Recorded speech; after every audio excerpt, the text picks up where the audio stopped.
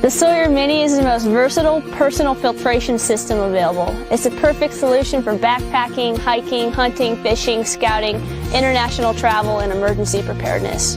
At a mere 2 ounces, the Mini fits in the palm of your hand and can filter up to 100,000 gallons of water from any freshwater lake, river, or stream. The Sawyer Mini has a 0.1 micron absolute pore size. It was tested to 10 million parts of bacteria and 1 million parts of protozoa without a single breakthrough. This is the highest level filters can be tested to, so we're confident these are the highest rates of filtration available.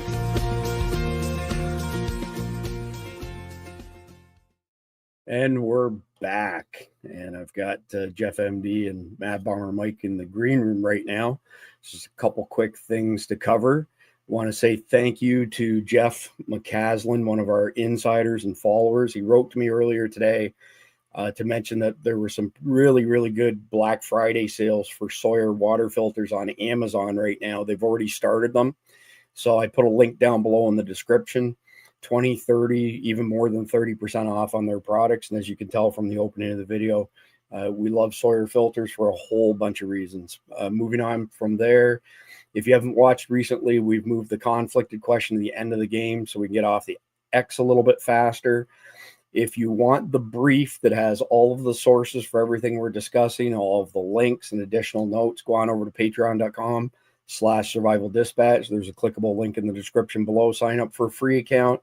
You get the briefs. If you pay for an account, you get extra stuff like access to our private Signal chat, which has just a huge amount of information sharing amongst all of our insiders and Team Survival Dispatch as well.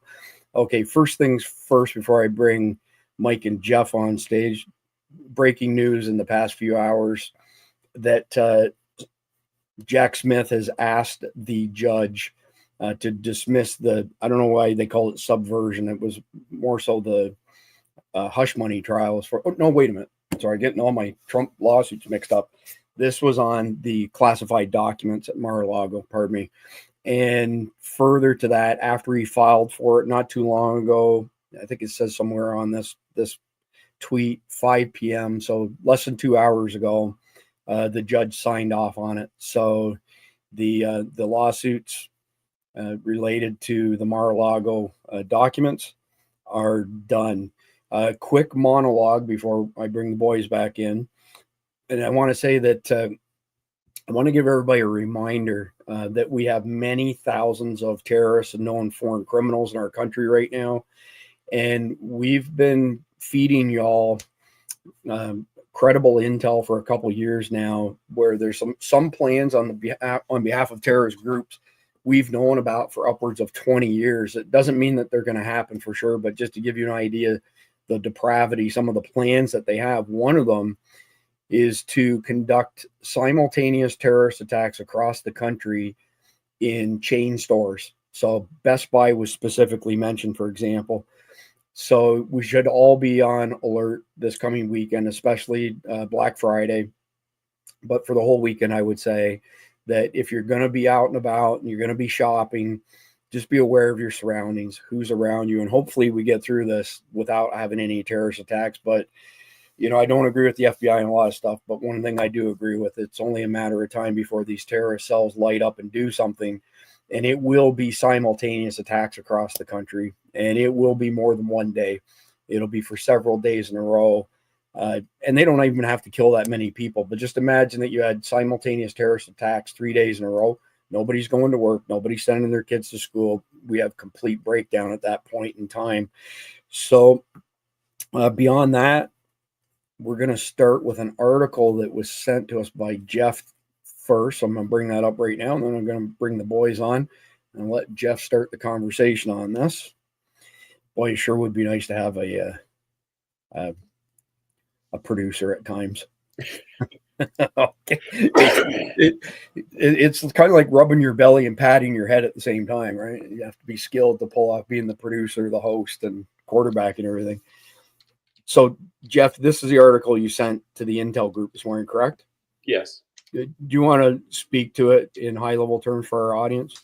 Well, what it's basically saying is, you know, if we have a cold winter and there's going to be demands on the grid that the grid can't handle it, you know, our over-reliance on, solar and wind, and the lack of what's commonly referred to as spinning reserve, a steam, coal-powered steam plant or a gas-powered steam plant or a nuclear plant, something that can carry a lot of load, and it works all the time, which is why you build them. And part of the problem they're also looking at is even if you have a decrease where you need to bring up peaking plants, which are all natural gas fires for the most part, but the beauty of a peaking plant is they can come up relatively quickly, basically a jet engine hooked up to a generator. But you got to have natural gas, and with if it's a cold winter, you're going to have a lot of demand for home heating. We have reduced supply right now because thank you, Biden, he's a moron. And the Department of Energy is kind of de-emphasizing natural gas. Some places are just out and out, banning it. That there may not be enough natural gas to run the peaking plants, and if that happens, you've got some serious freaking problems, because if the solar goes down, the wind goes down like it did in Texas a few years ago, it just freezes up, and you don't have anything. You have no reserve, and that's the problem with our grid now. Is it's just running on a razor's edge all the time, and that makes sense economically if you can keep it going like that. It's like just-in-time inventory, but all you have is one little glitch, and the whole thing goes down like a house of cards. And we don't have the reserve power we used to have. Oh, come on. What's the worst thing that could happen? I don't know. 3/4 of the population dies when the grid goes down completely for months. Yeah. Well, and that's no joke. We just discussed this recently, of course, that when with the EMP commission, which the EMP commission back in, I think it was 2003 or 4, they made some gross assumptions on certain things, but the one thing that they probably got it right on is that if we lose the grid for an extended period of time, 9 months, a year, something like that, the numbers are 90% plus Americans are dead. It's pretty scary stuff. Mike, do you want to? Oh, sorry, Jeff. Go ahead. The scenario in the article doesn't even take into account, foreign bad actors, terrorism, sabotage. This is just bad luck. Yeah. Mike, do you want to speak to this as well, or do you want to just get started? Yeah, I mean, I don't even think that we're talking about 6 to 9 months. I think we're talking more along the lines of, a mass die off if we go a month to 3 months with a grid down. I mean, once it's down, it's difficult to bring back up. It's not as easy as everybody says, especially in the wintertime, because people will freeze to death. Yeah. Right. And Jeff is you have gone down the list of all the things that they've got to do to get things up and running. And it is, I'll tell you what, I would have assumed that it was going to be a whole heck of a lot easier, but man, I'll tell you what, the way you laid it out, that ain't pretty. Now they would have to decouple all the grids and try to bring them up one limited section at a time, because if you bring up one, then the people who don't have power are trying to draw from it. So you would need to isolate, a section of the country that has enough generation of its own that you could bring up and get it going. I think probably the best place to start would be Tennessee Valley Authority, because that's all hydro. You don't need any fuel. You don't need anything. All you got to do is open a sluice gate and you've got electricity, and then use that to bootstrap a different, adjoining regions one by one. Texas, you can bring it up because ERCOT's its own grid. You can bring up probably enough natural gas and things to get that going. But the Northeast, the Midwest, where it's really freaking cold, is going to be one of the last ones brought up, because it's not like you can just turn on an old coal-fired plant, because most of those things have been decommissioned and shut down, if not destroyed. I can't remember if you were with us or not, Jeff, but Mike was. We had Brad Wozni on, and he was in the Canadian military, and he was telling us of a ice storm that hit, I think I want to say Quebec, maybe, sometime in the 1990s, and there was a couple feet of ice. Like you said, it kept raining and freezing and raining and freezing, built up in layers, and it smoked. Like he said, it took down entire transmission towers. I mean, that's pretty crazy. Putting new transmission towers up and pulling new lines in sub-zero weather, can't imagine. Well, and the thing about that too is Quebec, electricity to Quebec is a huge huge producer of electricity because of all the hydro. And they Right. supply a lot of that to our Northeast, to like New York and Massachusetts and stuff. That's right. Hydro Quebec goes down, I can guarantee you the American Northeast, you'll have some of the nuke plants staying online. But the thing that people don't consider too is if you lose regional electricity, the pumping stations for the natural gas pipelines, yeah, they have backup generators and stuff, but they have a limited amount of fuel. If those things run out of fuel and the pressure in the gas pipelines drop, then the gas power plants go out of business too. And it just cascades. So obviously we sold a ton of, servers to data centers when I was at Sun, and we had a handful of them when there were extended power outages. There wasn't enough pressure in the natural gas lines to their generators. So they thought they were fully prepared. And these were companies who were hosting apps for companies around the world. They went down because of the lack of pressure. They just couldn't get fed enough fuel. So they had to convert to both propane and natural gas and have thousands of gallons of propane on site to accommodate that. So that's a good point on your part for sure. First world country, third world power grid, right? Yeah, and gas grid. All right, so let's start in on the border stuff and the Tom Homan stuff in particular, which is the primary topic of chapter number 1. So this was today. So earlier today, Texas DPS came across a group of 211 illegal aliens in Maverick County, Texas. Within this group, there were 60 minors without parents, ranging in age from 2 to 17. 6 of those young children came all the way from Mali and Angola, Africa. Among them was this 2-year-old child from El Salvador who stated she traveled to the U.S. alone. All she had with her was a note with a contact number and a name.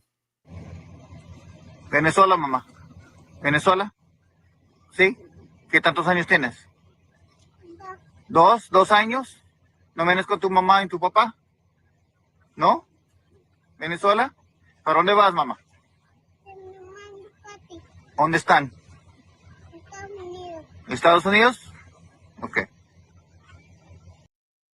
So here's a situation that would have never happened prior to Biden writing 94 executive orders on his first day, essentially opening the border up wide. And I just had JJ Carroll on recently, our mutual friend. And one of those 94 executive orders nuked the quick DNA test that we were using. So a little girl like that could have been with an adult, and the adult saying, this is my daughter or my niece or whatever the case may be. We would do the quick DNA test, and if it didn't jive, then the child would be, the guy would be kicked back, and we would potentially take the child into custody. But of course, the DHS is reporting that we've lost 325,000 minors. JJ Morris says it's well over 500,000 minors that have been brought across the border like this. But that particular scenario, without the quick DNA test, it's just like, okay, carry on. Would you like a plane to New York? Where do you want to go? Oh, by the way, here's a new iPhone, sort of thing. So that's one of the things that's going to get fixed pretty quickly. Trump saying within his first hour. So, Mike, what are your thoughts on what happens between now and January 20th? I think they're going to keep trying to pile these kids in here. Yeah, they're I mean, it's got to the point now where before they could say, oh, well, it's just something that's happening. But now they've pushed it to the point where, okay, you're doing all this crap intentionally and to be intentionally evil. You're blowing stuff up as you're walking out the door to make a bigger mess. And it's painfully apparent at this point. Yeah, it is. And just to be clear, this is Obama. I mean, we don't need to go deep down that rabbit hole. We've covered it numerous times. But Jeff, what do you foresee happening between now and January 20th as far as this child sex trafficking is concerned? Well, real quick before we get into that, I just want to know, was the name on the piece of paper, was it P. Diddy or was it Sean Combs? I'm just curious. But... Neither. It was actually Jeffrey Epstein. Well, he's dead, so she needs updated stuff. No, I think you're going to see a lot of continued sabotage. Just like giving the Ukrainians permission to launch ATACMS into Russia, when they hadn't done that for the last, well, they didn't give it to him till like earlier this year or late last year, and then they limited the range. And now, as he's walking out the door, he's pulling the pin, rolling the grenade into the room, and shutting the door behind him. We're seeing it with the border, where again they're bringing more people in. They're making Trump's job and Homan's job that much harder when they get in there. And I'm waiting for them to, they're going to do the same thing with. So somehow they're going to screw up the economy. They're going to, they're going to be throwing more and more of these flashbangs into the crowd. And it is just freaking evil. And if you look at it from the humanitarian side, okay, you're inviting people into the country knowing full well that they're going to get their asses wrapped up and thrown out. And you're using these people, and not all of them are evil. Some of them are just trying to make a better life for themselves. I get it. I'd be here too if I was somewhere else. But he's using them as pawns, and these little kids are being used as pawns to make a point and to make life difficult for the Trump administration and for the country as a whole. This is like poisoning the food supply before, when you walk out. Yeah, well said, Jeff. I think, we've got quite a few new viewers in the past few weeks, especially since the election. And this child sex trafficking is something that we've been covering on a regular basis for a long period of time. So some information that some of our newer followers may not have. We are number one in the world for child sex trafficking. What a horrible distinction to have in America here.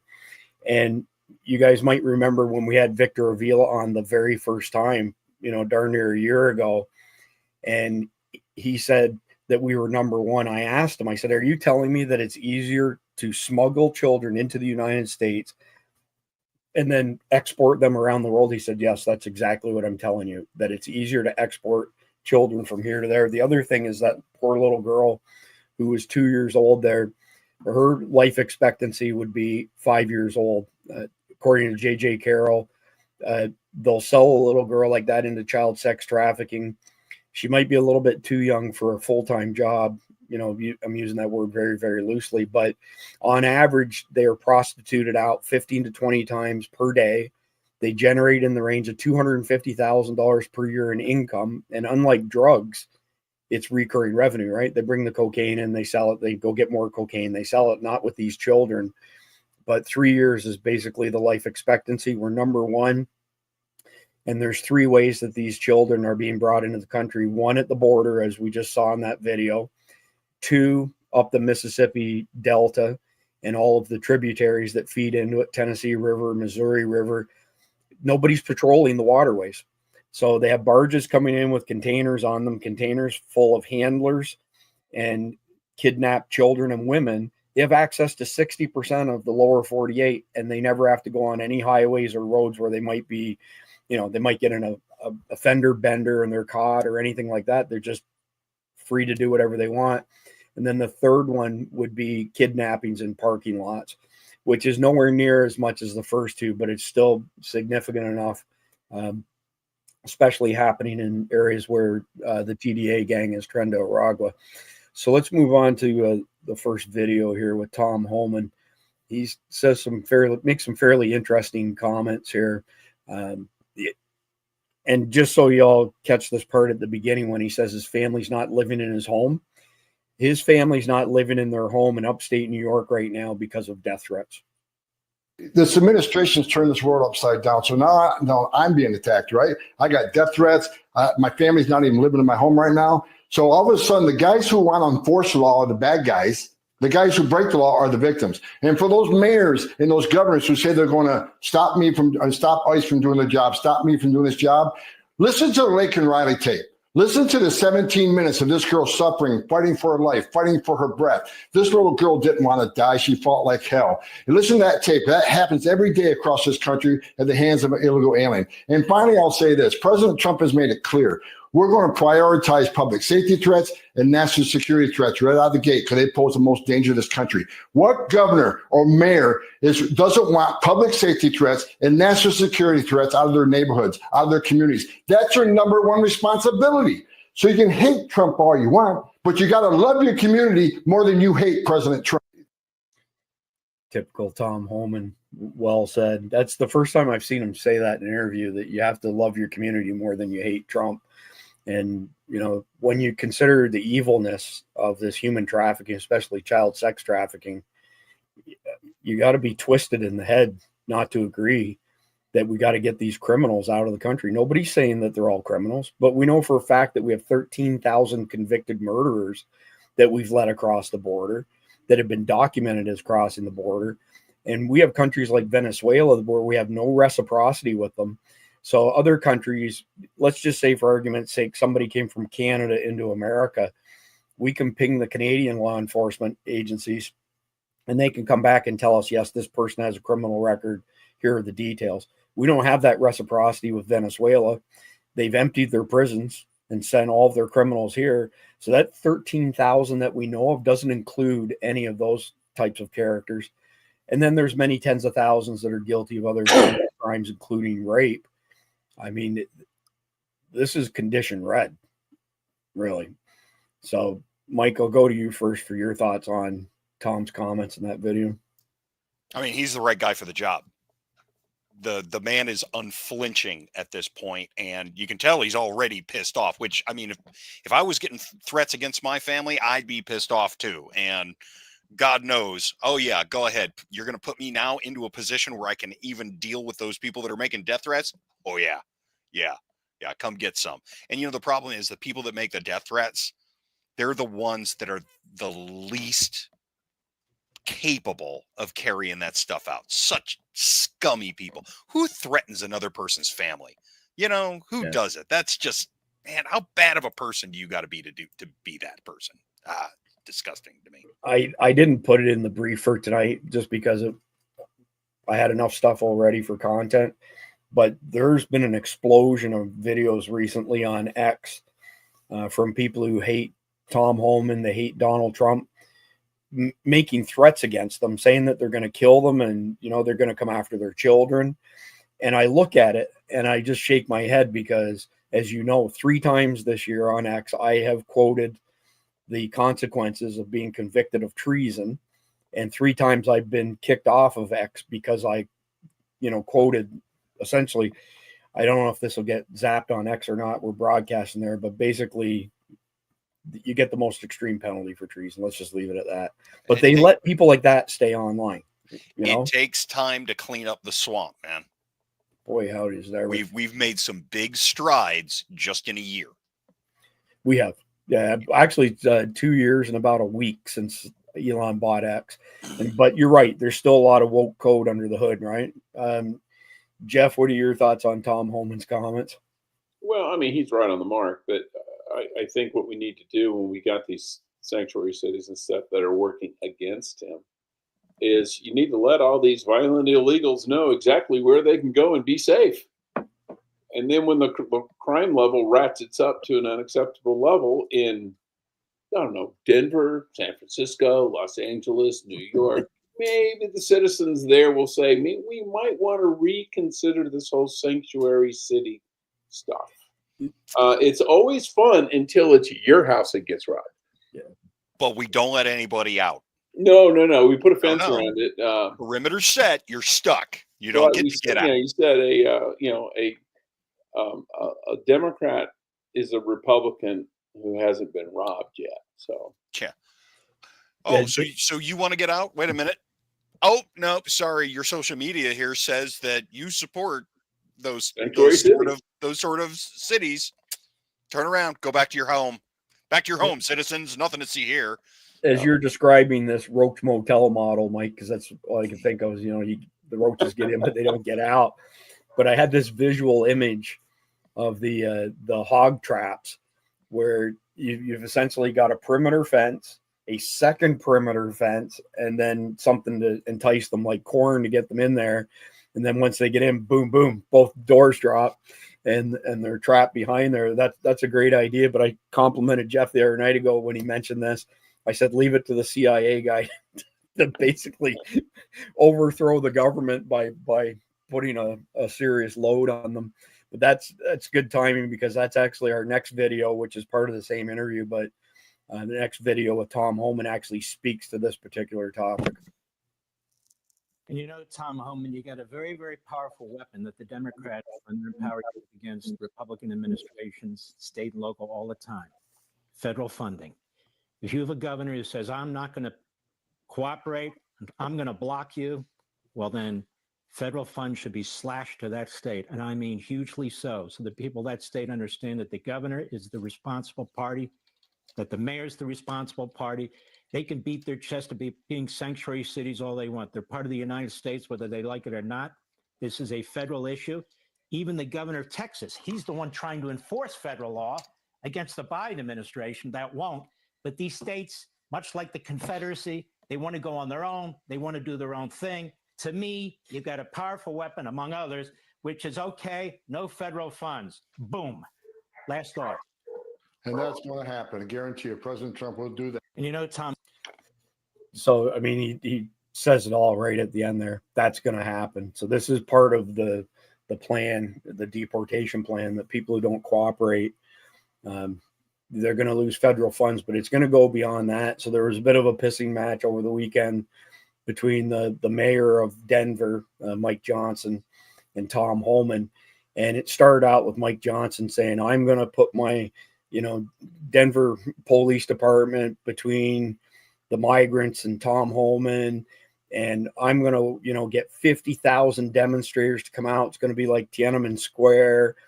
And so less than 24 hours after Mike Johnson made that claim, Tom Homan was on another one of the shows, and he said, you might want to reconsider before you do that. And he quoted the section of law as far as harboring illegal aliens and not allowing ICE to get to them.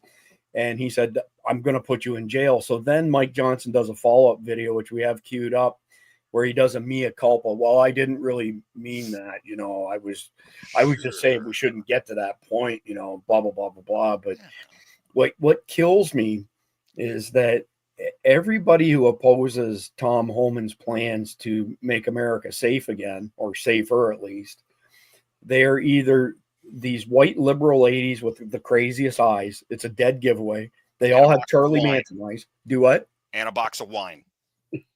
Right. And 3 kitty litter boxes full of piss and shit. And they smells wonderful, right? But anyway, they've all got these crazy eyes, or they're testosterone deficient men like this mayor of Denver. They're all the same. They all sit there with their legs crossed and their hands over them, like they don't have any masculinity in them whatsoever. But do you guys want to add anything to that, or move on to the next one? Well, they're all David Hogue clones. Bingo. You want to see their favorite sex position? That's good. Hey, did you guys catch David Hogg put a tweet up, and he said Jesus didn't need AR-15s, and somebody replied to it, or no, how many AR-15s did Jesus need? ? And somebody replied to it, not enough, clearly, because they captured him and killed him. Well, yeah, not enough to keep his government from killing him. Yeah. Yeah, there you go. Yeah.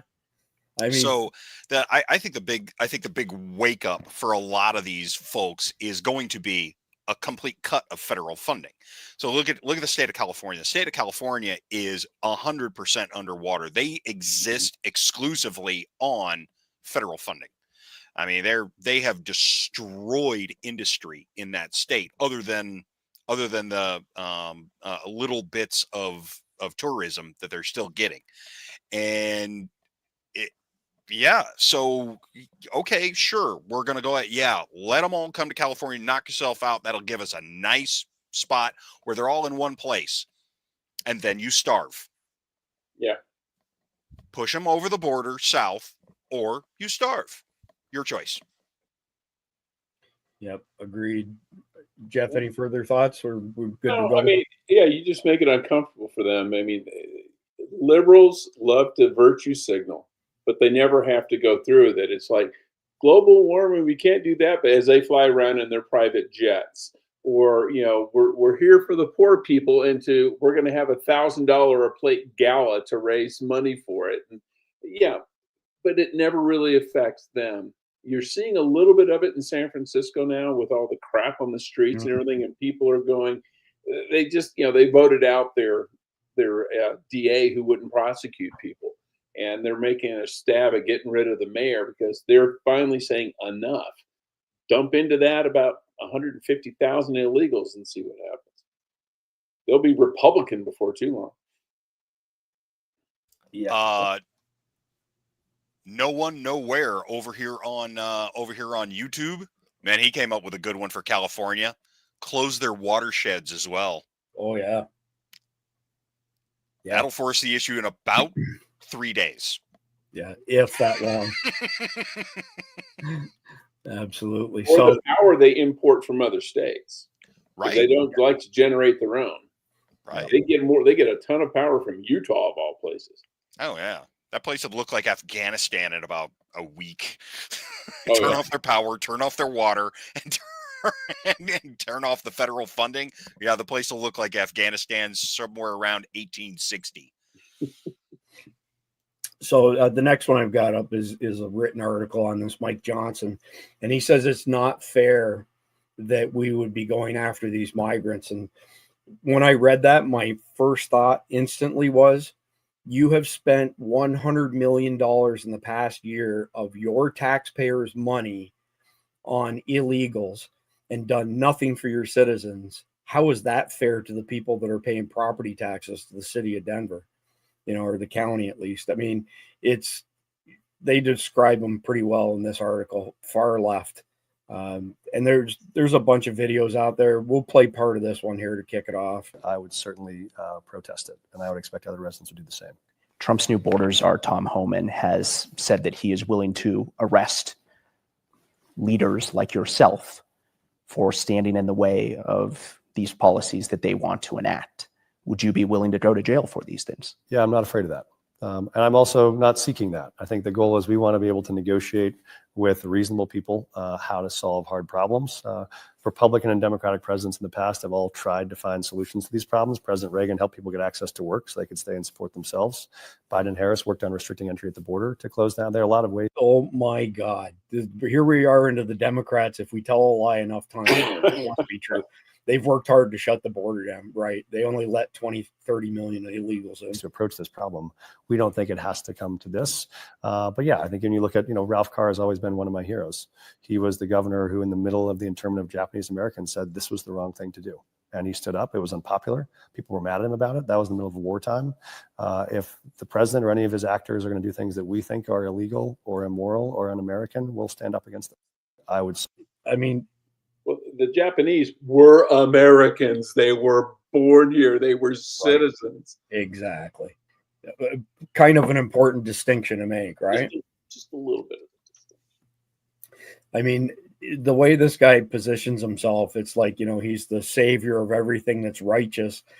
Meanwhile, we've got American, citizens being murdered, women being raped and beaten, and we're spending all this money on illegals. We're not spending it on our own people. We're right back to I sound like a broken record, but our government has been under the direct control of our enemies.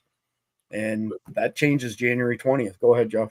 No, I say put him in jail for 24 hours, make him spend the night in Gen Pop. How long do you think he would last? Well, I can think of a colorful way to describe it, but I'll reserve comment. Oh, he's going to be somebody's girlfriend in less than an hour with no shoes. Right. Yeah. I like your shoes. Give me your shoes. Mm-hmm. Fast.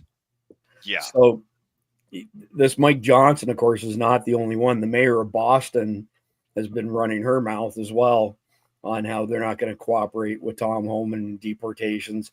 And what's crazy is she was in front of the press one day last week, and the very next day they arrested 13 illegals for raping 39 young women.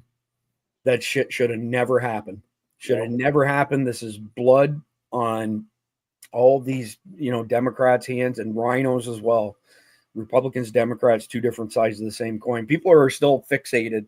I still see a lot of comments on red versus blue, Republicans versus Democrats. There's no Republicans versus Democrats. It's all political theater. It has been forever. There's those guys over there that are under the direct control of whatever you want to call them, the NWO, the globalists, It's a uniparty. cabal, whatever you want. And then there are the MAGA people. This is not a Republican Democrat thing at all. So anyway, let's have a look at the next video here, because Tom speaks to the mayor of Boston in this one. And I love this. You're going to either comply or you're going to jail. Defending our residents every possible way. Well, she's not very smart. I'll give her that, because what I just said is President Trump's going to prioritize. That's such classic Tom Homan. Yeah, but she's not very smart. Public safety threat. What mayor or governor doesn't want public safety threats out of their communities? I mean, that's her number one responsibility, is protect their communities. And that's exactly what we're going to do. So she helps us, she gets the hell out of the way, because we're going to do it. And look, there's a clear line here, and they can't cross a clear line. I would suggest she read Title 8, United States Code 1324 III, that says, you can't harbor or conceal an illegal alien from front of law enforcement officers. So I hope she don't cross that line. They can not cooperate, but there are certain laws in place that they can't cross, and I hope she doesn't cross it. So this kind of speaks to the conversation that we had going with General Valley.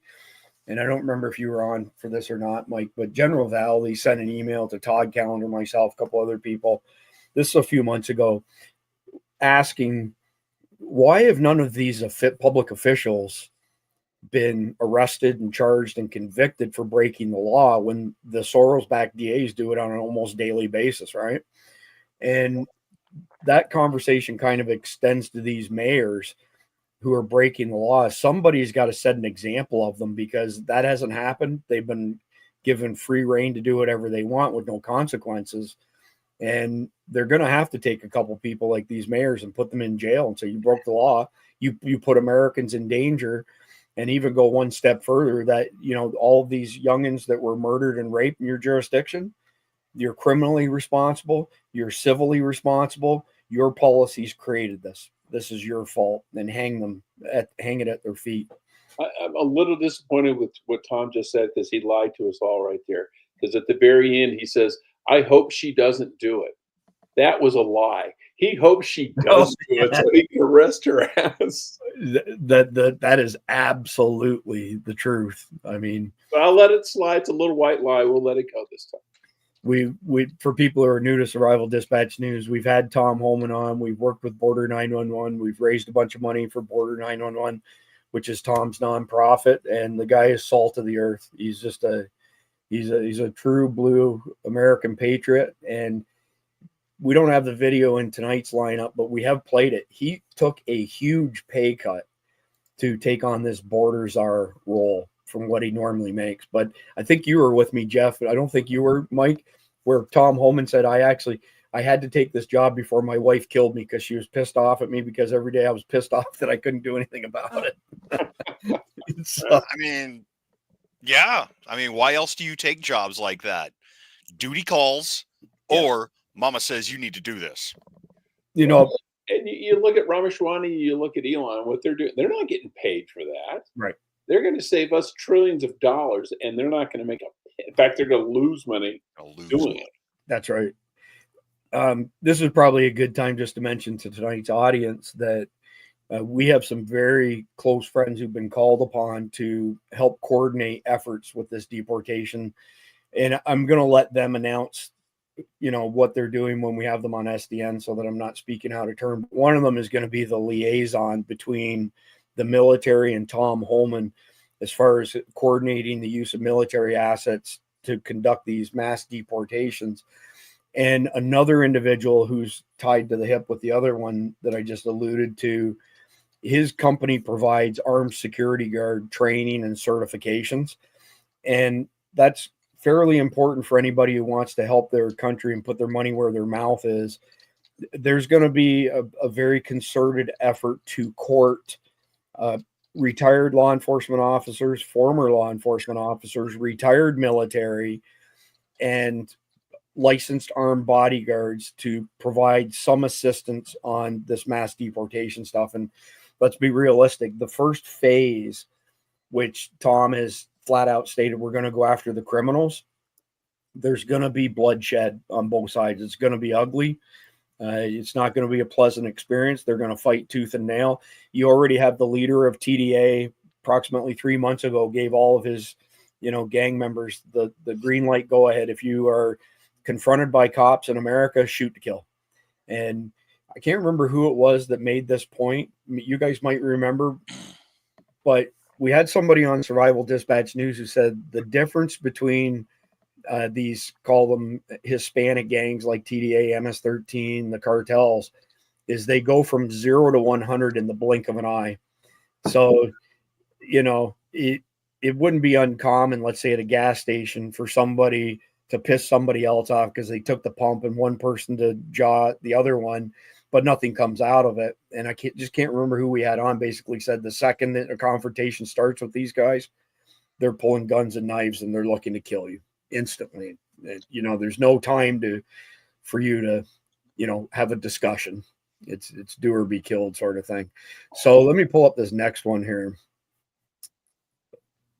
This is pretty crazy. I don't know if you guys caught this or not, but illegal migrant charged with town's first stranger rape in 12 years, just days after he was released from jail. So I'm going to read just the first couple small paragraphs here. An illegal Honduran migrant has been charged with raping a woman on a popular hiking trail outside Washington, D.C., just days after he's released from jail on another sex crime charge.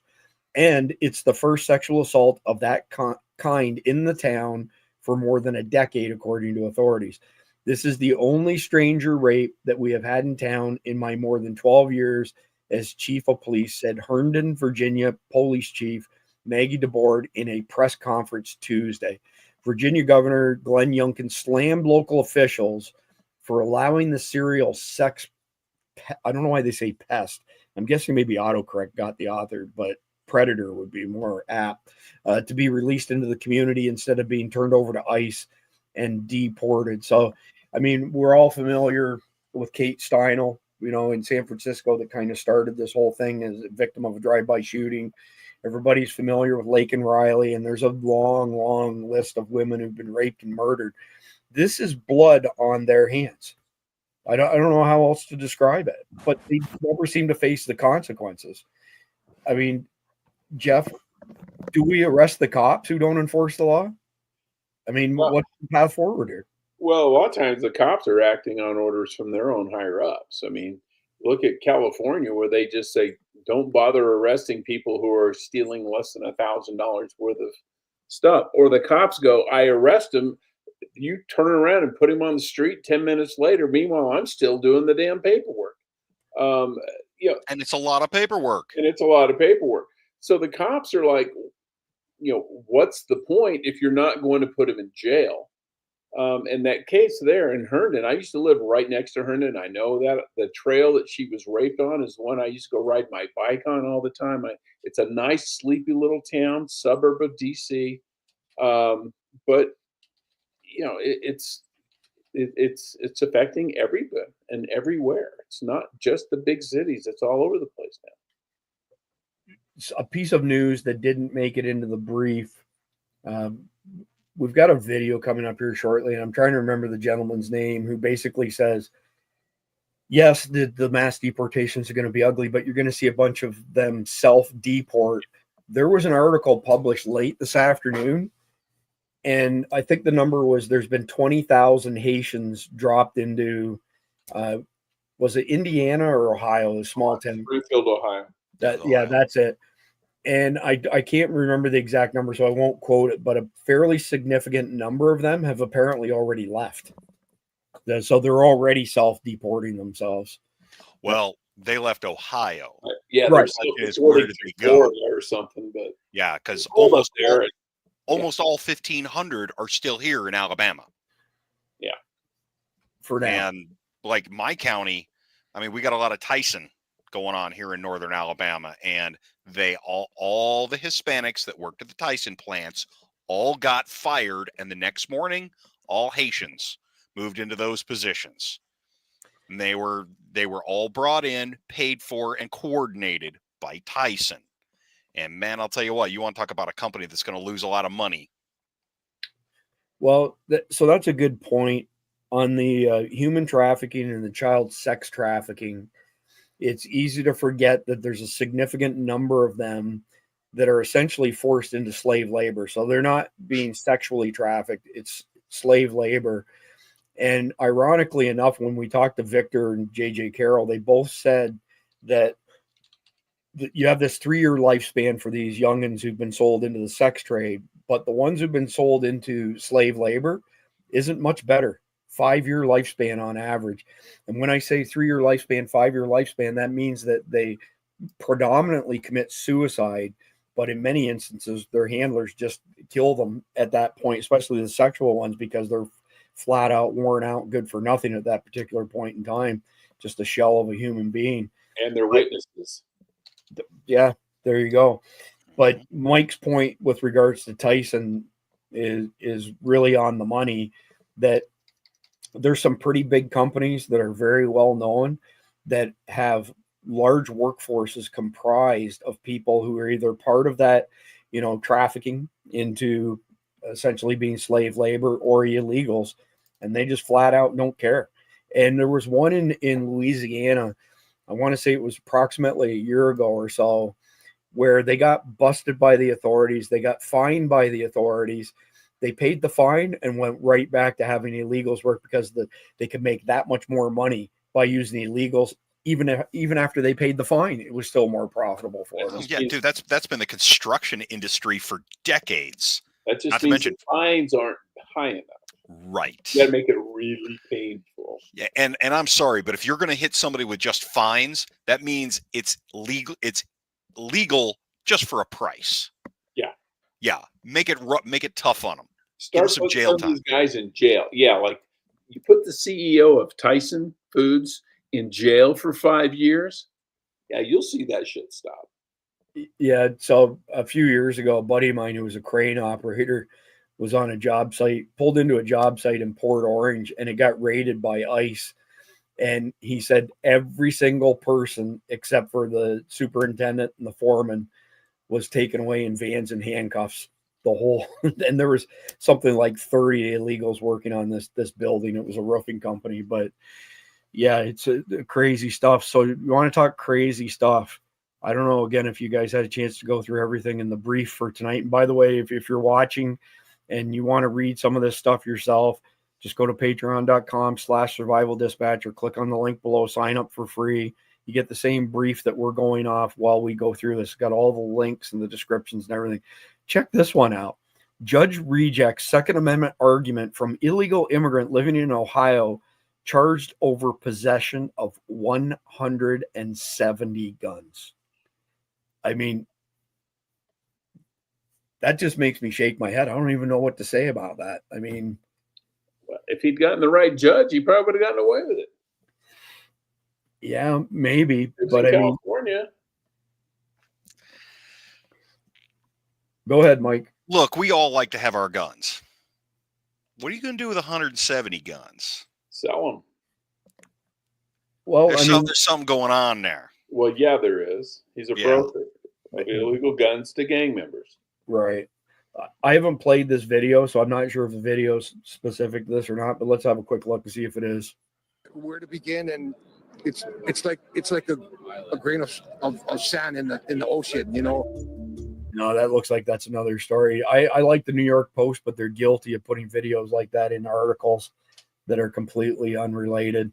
But anyway, yeah, I mean, that's what I was kind of alluding to myself there. This is clearly somebody who's, buying and selling guns to people who shouldn't have guns, including himself.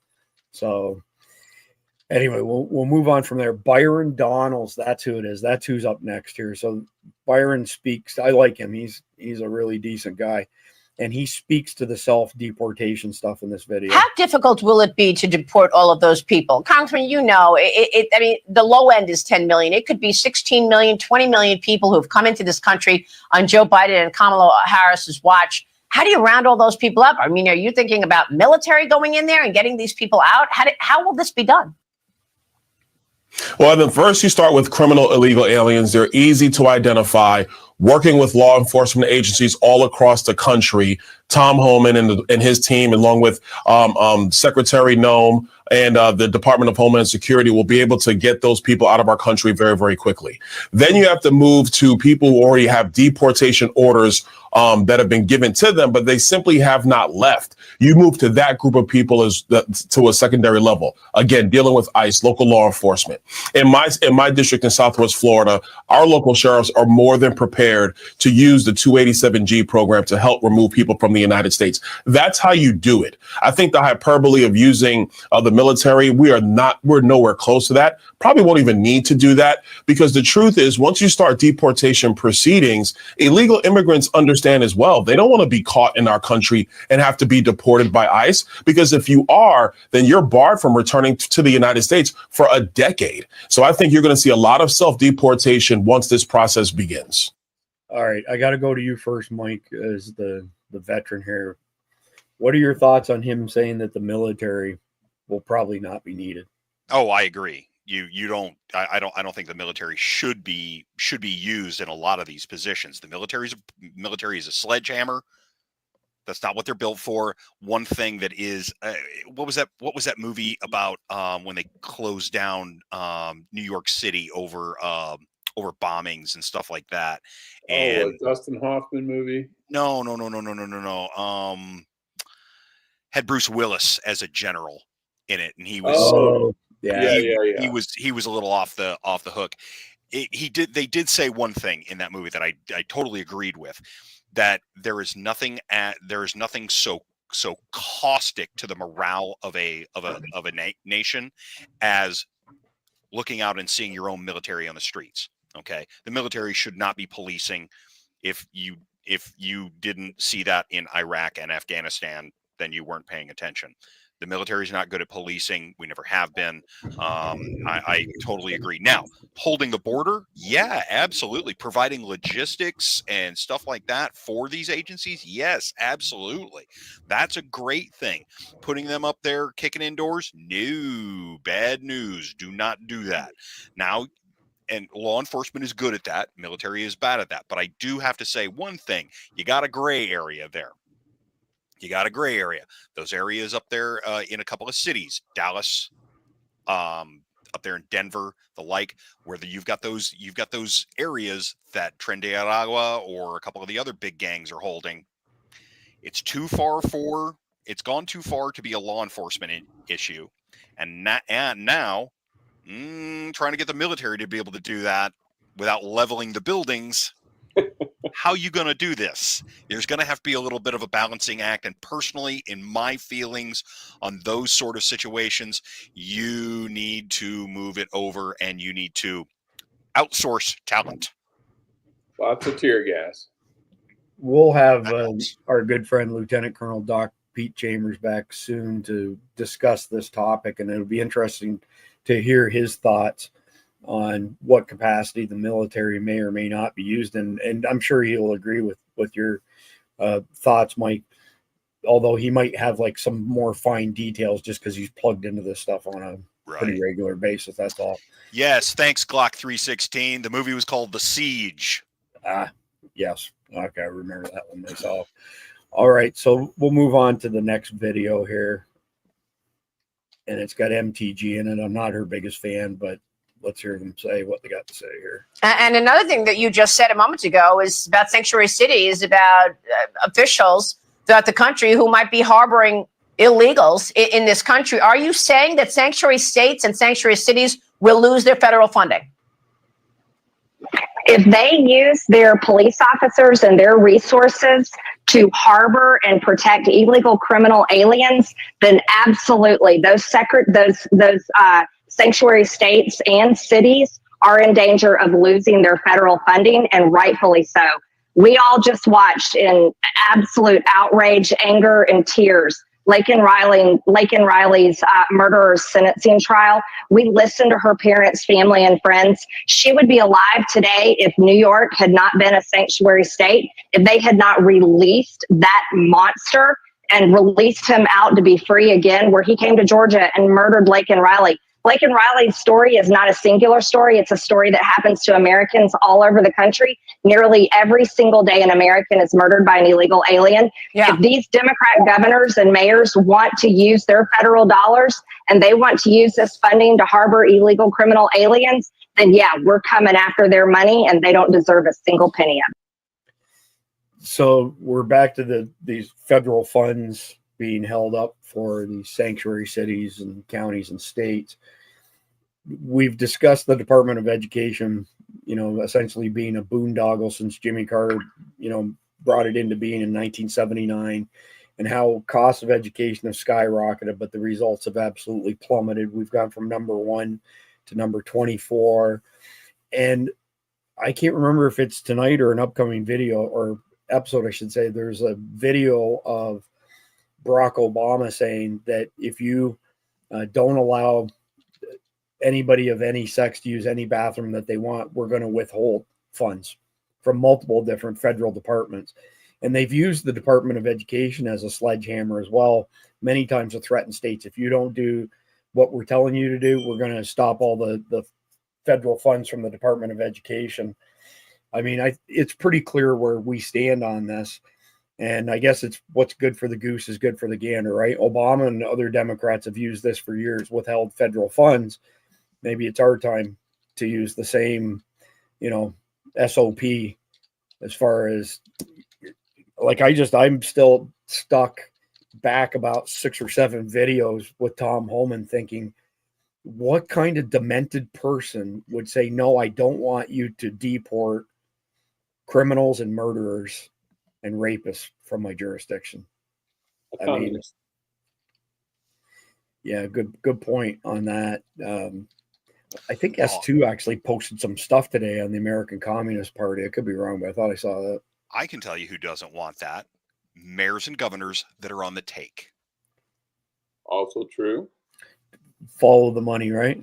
Or when that criminal is their gardener or his wife is their nanny. Oh, that cracks or girlfriend. Or girlfriend. There's a comedian, I'm trying to remember his name right now. He's a Canadian, Russell Peters, and his family's originally from India, and I think he lives in Toronto, but he was performing in San Francisco, and he was, saying things like, how many Mexicans do we have in the audience, and how many this, race, and so on and so forth. And when he actually said, how many Mexicans are in the audience, of course, there were quite a few of them because it was California, nothing wrong with that. And he says, well, I'm from Canada, and we don't have any Mexicans, and our lawns suck. So, it made me laugh. I don't know what else to say, but we're going to pivot now. So that was typically we have one story that's the first chapter of the episode. So we're done with that chapter. We're moving on to the next stuff here, and it's specific to military policy with regards to transgenders. So I've got a video queued up here with how do you pronounce his name? Hegseth. Okay. Yeah, Hegseth. Okay. So let's hear what he's got to say. He's essentially saying that enrollment and recruiting numbers are already coming up. And actually, before we play this, can either of you speak to that number? Are there seriously 15,000 transgender active service members? Does anybody believe that? I can't believe that. Well, all you got to do to be transgender is just say, I'm a chick, and then use the girl's bathroom. I don't know if those are post-operative or not, but I think you probably got a lot in there because transgender surgery is expensive and insurance doesn't cover it, but the DOD says we'll pay for it. So if you need $200,000 in surgery and you can't afford it, just join the Army and they'll pay you while they pay for your surgery. So it may attract them just for that reason. Yeah, that's a good point. Definitely. All right, let's hear what Pete's got to say here. And that's why I think it's our only way out is, and that's why I do think we're at an existential moment. I'm not trying to be hyperbolic here when it comes to the DOD. I think we're at a shit or get off the pot moment. Yeah. We are at a tipping point for total institutional corruption. And Trump has a chance to reverse that. should he when he wins. Because what the military did, I didn't finish the thought on that, is they committed a Bud Light. Like they, in search of a non-traditional constituency, they offended their core constituency.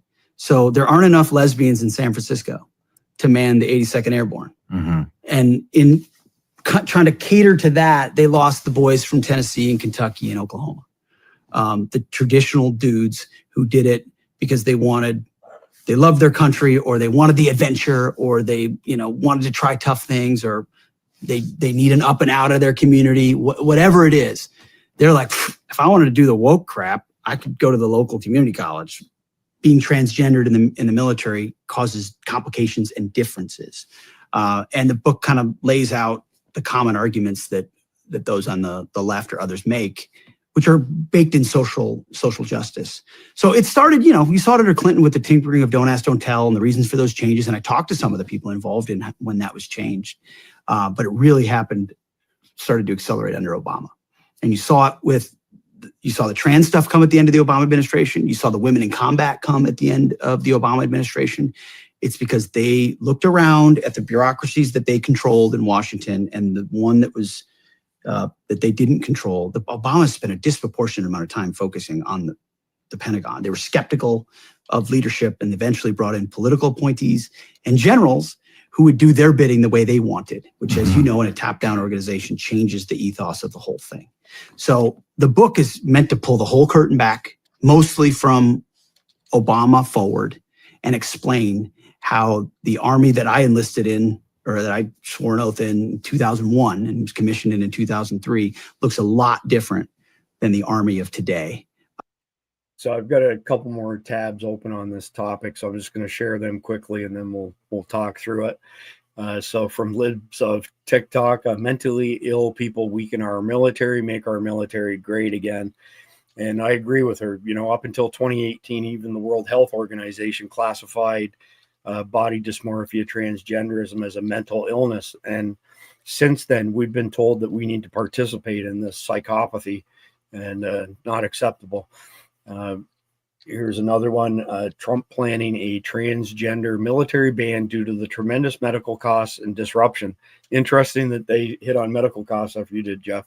Do you support this? And then the last one that I've got pulled up here.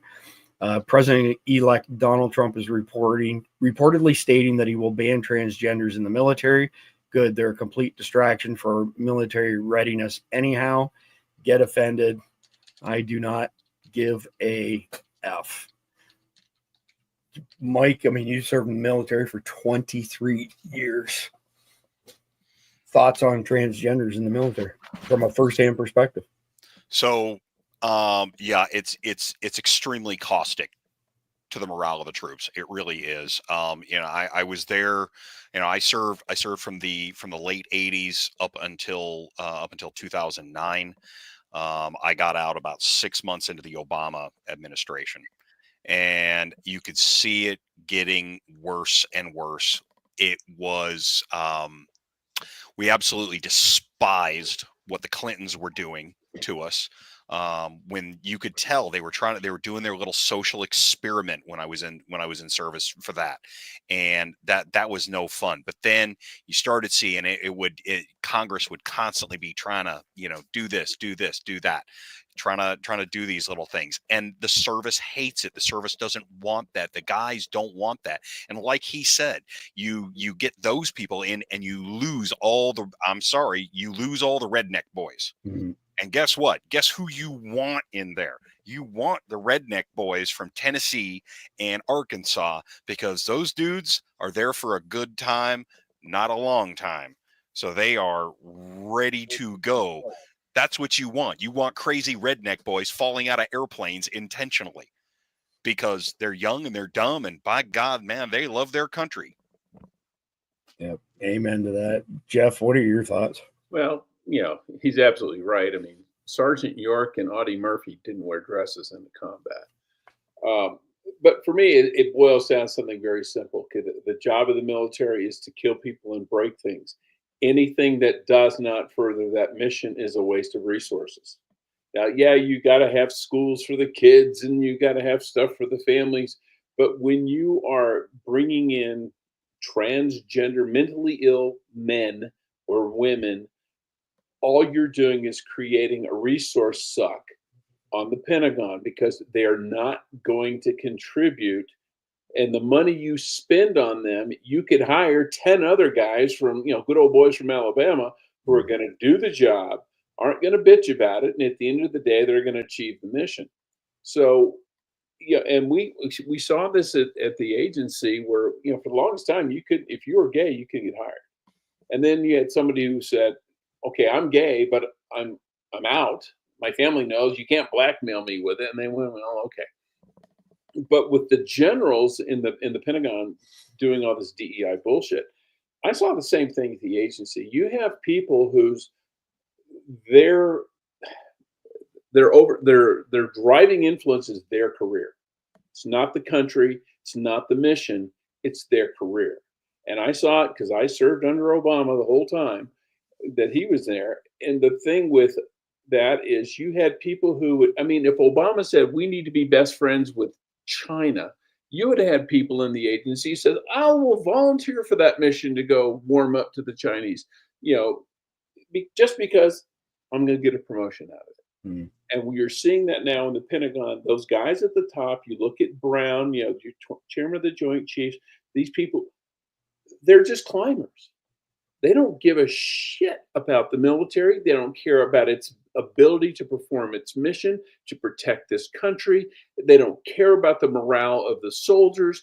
All they want is to make, to make their bosses happy so they can get that next promotion. So then they can, when they get out and they retire, they can go work for a Boeing or a Raytheon or a Lockheed Martin or somebody like that, hit up one of the Beltway bandits and make $1 million a year. Or if they're notorious, they hit the speech circuit, and they go out and they give speeches for $200,000 a pop. Yeah, and you're absolutely right, Jeff. And that's the other thing, that they are a massive suck on resources in the military, and they're non-deployable. Yeah. Why are you here? Yeah. Period. Why are you here? You're not here to kill people or break their stuff or support that. Then why are you here? If I can't push you out of an airplane because you don't have enough of your hormone pills to take with you, or you're still bleeding from your addictomy or whatever, why are you here? Right. Why are you here? Because if you can't go kill people when we need you to kill people, why are you breathing my oxygen? Yeah.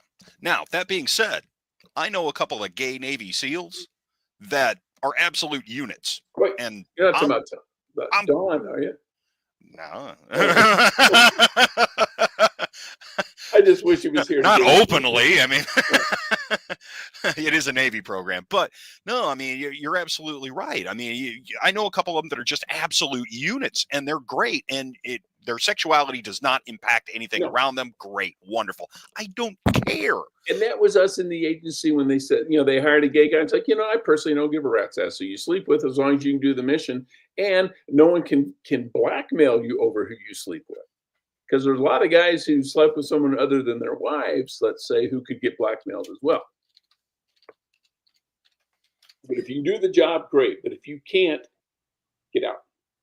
So I'm not sure who made this suggestion, but they pointed out the military and the FDA in particular, that people at a high level, they serve time in those agencies, and then they end up a very high paid executive of somebody from the industrial complex, for lack of a better term, right? Companies, yeah. So the proposition basically was, if you're a general or an admiral or something like that, you can't retire and turn around and go work for Raytheon, because it's essentially a conflict of interest, is what the person was saying. I don't know. I don't have any specific examples come to mind there, but on the FDA side, I do remember what was said. And it was the out of the past 11 leaders of the FDA, 10 of them have gone on to work for big pharma and big food in the blink of an eye when they left. And it, depending on whose numbers you want to believe, somewhere between 50 and 75% of the FDA's budget is from Big Pharma. So, well, you get senior FBI guys who go work as chief of security for fill in the blank. Right. At Facebook, I think that was it Facebook or maybe it had been Twitter before. When it was Twitter, that their chief of security was some senior level FBI guy. That's right. Who left the FBI, and 15 minutes later, he's collecting huge paychecks in Silicon Valley. Yeah, and it's always been that way. That was Twitter, and that was when Jack Dorsey provided a full backdoor portal for the FBI and other government agencies, and Elon got rid of that. They don't have any backdoor access, and that's why the Europeans are, trying to get Elon to come to Europe, which is essentially a trap, right? Come to Europe and, we're going to handcuff you and lock you up sort of thing. Yeah. But good points. All right. So we're going to do a 30-second message from one of our sponsors and then jump into the next chapter. If you carry a firearm and discharge your weapon in self-defense, you could face hundreds of thousands of dollars in legal fees and expenses. So carry the protection of CCW Safe, Self-Defense Legal Services membership. Upfront payment of all criminal and civil defense costs with no out-of-pocket for members. Unlimited defense budgets. Unmatched legal expertise. Carry the same level of support police officers have. Carry CCW Safe, the highest caliber. So we've got a grab bag of stuff from here on in. And I don't know that I'm going to cover this first one in depth because this is really something that we should have S2 speak to. And he brought it to everybody's attention in the insider group on Signal for Survival Dispatch Insiders. So this is the Communist Party of America. And as you can see from the bar on the side, this is a really, really long article. And it's essentially their SOP for fighting against Trump. So I will take issue with whoever wrote this says multiple times the anti-MAGA majority. And that's horseshit. They've deluded themselves into thinking that the majority of Americans agree with the Communist Party and not with Make America Great. That's complete bullshit. But here's the thing with these guys. Maybe we'll just speak to one point of this. They always tell you exactly what they're going to do. Always. Whether it's the WEF, whether it's the Democrat Party, the Rhinos, or these guys, they tell you exactly what they're going to do. So, I mean, do either one of you want to make any comments on that, or should we save that discussion for S2? Leave it for S2. That's his. I mean, McCarthy was right, man. I hate it, but McCarthy was right. Yeah. Well, I'm going to go with Jeff's suggestion as well. I think that we need S2 to speak to that. He's the most educated on that side of things. But I don't know if you guys have had a chance to see this or not, but this one, it cracks me up. And I've got some comments to make when this video is done playing. So this is the CEO of Axios. And, he says that Elon Musk is full of bullshit. You're not the media. And Elon Musk retweet. I don't know, what do you call it? Re-exit now instead of a retweet, whatever. But he's like, yeah, whatever. Laughing my ass off. You are the media now, and legacy media know it. This guy has a meltdown. Everything we do is under fire. Elon Musk sits on Twitter every day, or X today, saying like, we are the media. You are the media. My message to Elon Musk is bullshit. You're not the media. You having a blue check mark, a Twitter handle, and 300 words of cleverness doesn't make you a reporter. You don't do that by popping off on Twitter. You don't do that by having an opinion. You do it by doing the hard work. Yeah, come on. Whoa. First of all, I've got to say, extraordinary content. It needed to be said. Yeah. It continues to need to be said. When all of the garbage is flying around on social media, lying about reporters, lying about the hard work they do, lying about the hard work editors do, lying about everything up and down, about not only their alternative set of facts, but alternative set of facts about what people like you do. Or if social media, people lying every day, every hour, every minute about the news. What you do matters. What the New York Times does matters. What the Wall Street Journal does matters. What Jonathan Lemire does matters. What the Financial Times does matters. What NBC News and MSNBC reporters do matters. It matters. Well, I got news for you, Morning Joe. No, it doesn't. Liberal tears. So sweet. Your tears sustain me. Those people there. Mika Brzezinski, dad was a national security advisor. Morning Joe was some washed up congressman from Florida for a while. Al Sharpton, race hustler and scam artist. They act like they were up there with Walter Cronkite, Britt Hume, and and it's just like, no, you. And this is the guy who, 3 weeks ago, Trump is literally Hitler. Yeah, you're telling the truth. We should be listening to you. Cope harder. Yeah. What? Oh, they just cracks me up. They are just irrelevant. And every time they open their mouth, it becomes more so. Mike, I'm not sure if you've been following Kanzi, been very active in the comments recently, and absolutely nails it. Victim wearing badge. his victim badge, loud and proud. No shit. So,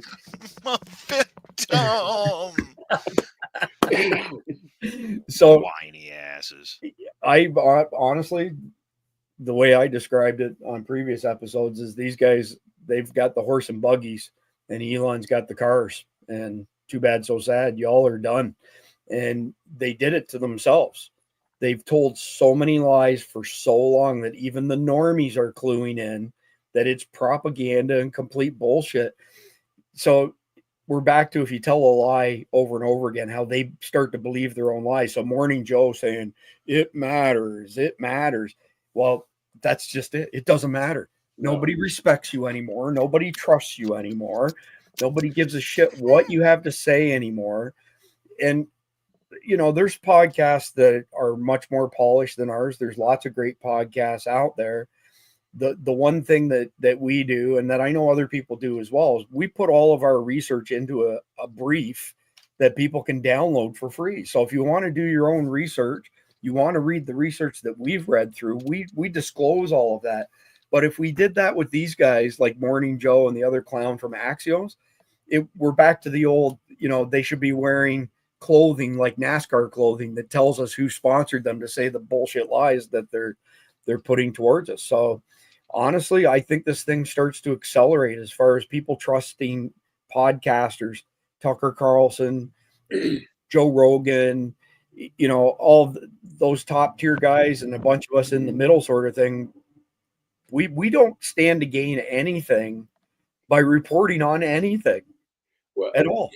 Morning Joe, this is the same guy who, before the first debate, said, Joe Biden is as sharp as I have ever seen him. He is at the top of his game. He is just, he's with it. He's on. Yeah. And then he has the nerve to say what we do is important. We tell the truth. People are lying on X people lying on X all the time. And half of them are quote unquote journalists. So yeah, the hypocrisy and the tone deafness and the lack of self-awareness is just staggering.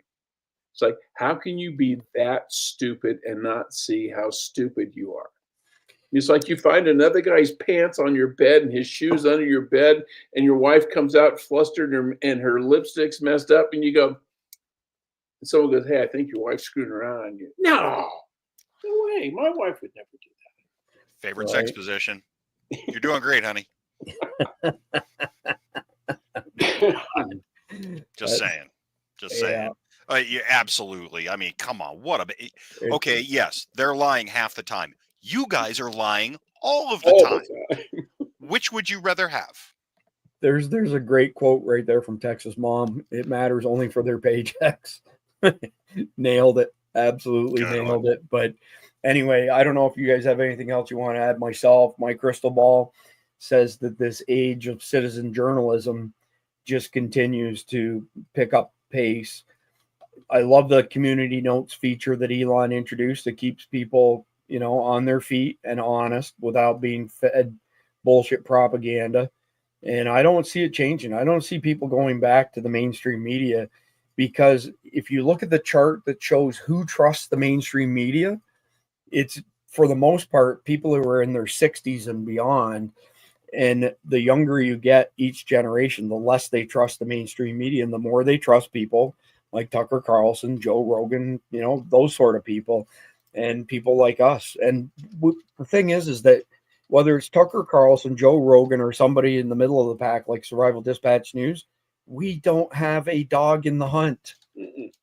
Nobody is paying us to spew shit with regards to immigration, with regards to anything for that matter. So, well, if the elite is crumbling, the whatever you want to call it, because you've got the media, nobody believes them anymore because they've been caught in too many lies.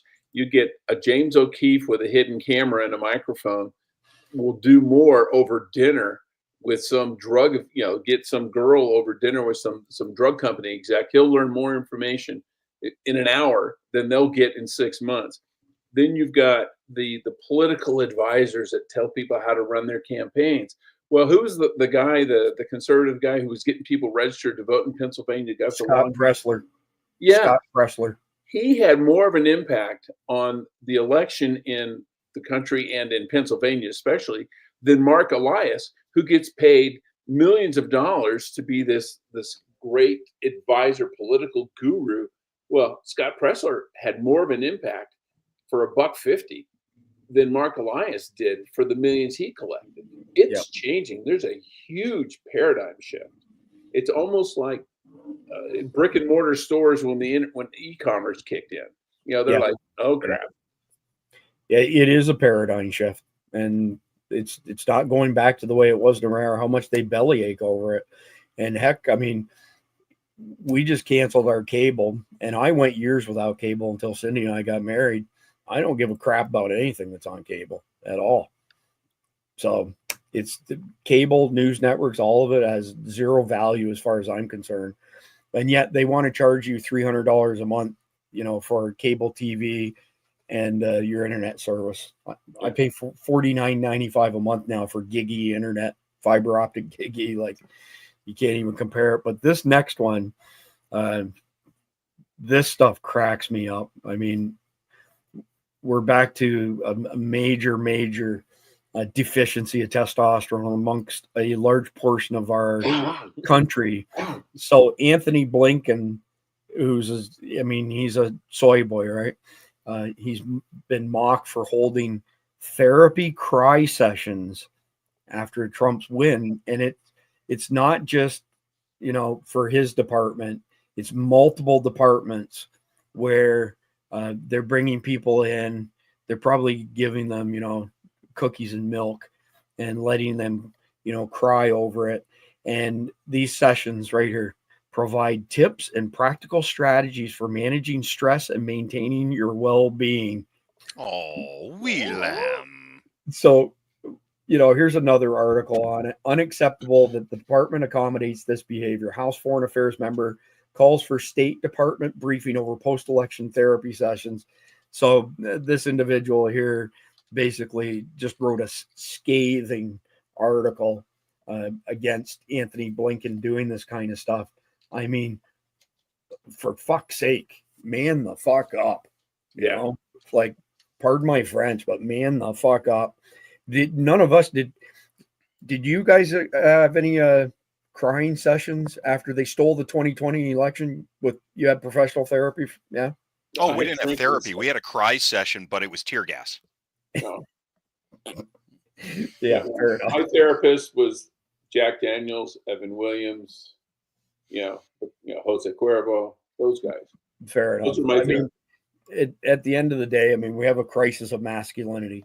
And this is precisely why Jason Sawyer and his buddies started up the American Men's Institute to be a counter to the Boy Scouts, which are completely messed up organization. And so they work with young men and their fathers every Friday, teaching them how to be men. How to be men. Yeah. We don't have, too much toxic masculinity, which is what, the crybabies like Anthony Blinken would say. We actually have a deficiency. We need more toxic masculinity. But those people who call it toxic masculinity, they can't separate between chivalry and chauvinism. They're not the same thing. Yeah. I mean, we've traveled to northern states, and Cindy or I will, waitress will serve you or something like that, and say, thank you, ma'am, or something like that. And they look at you like you've got three eyeballs growing out of your skull and you've insulted. How dare you call me ma'am? Because I gave a presentation. I gave a presentation once, and I started with ladies and gentlemen, and I was criticized for that.